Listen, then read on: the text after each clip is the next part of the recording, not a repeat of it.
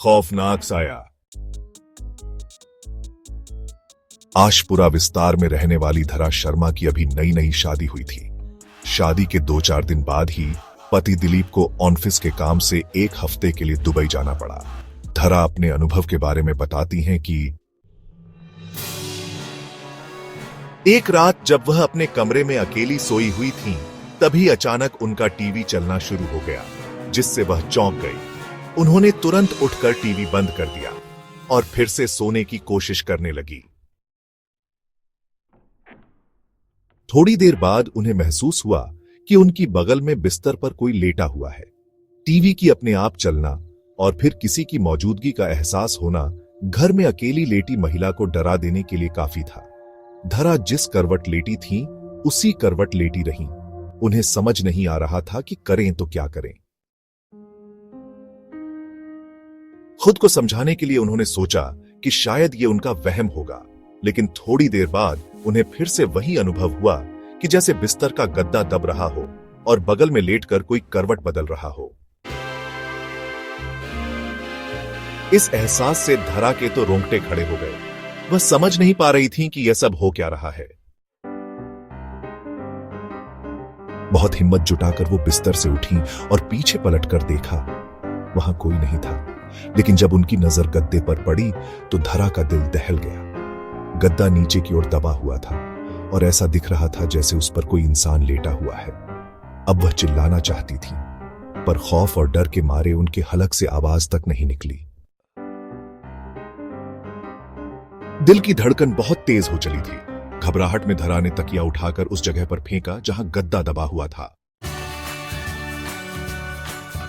ऐसा करते ही बिजली की तेजी से गद्दा ऊपर आकर ठीक हो गया और धरा को ऐसा भास हुआ कि वहां से कोई परछाई तेजी से उठ खड़ी हुई हो।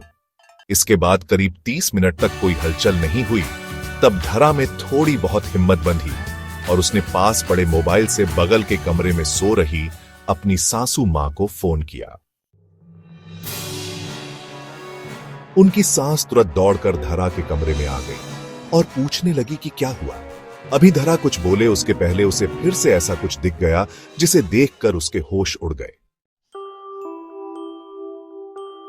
धरा ने देखा कि उसकी सासू मां के पीछे एक जवान औरत की धुंधली परछाई खड़ी थी। उसकी आंखों की जगह काले गहरे गड्ढे थे और उसका कद करीब करीब कमरे की छत जितना ऊंचा था।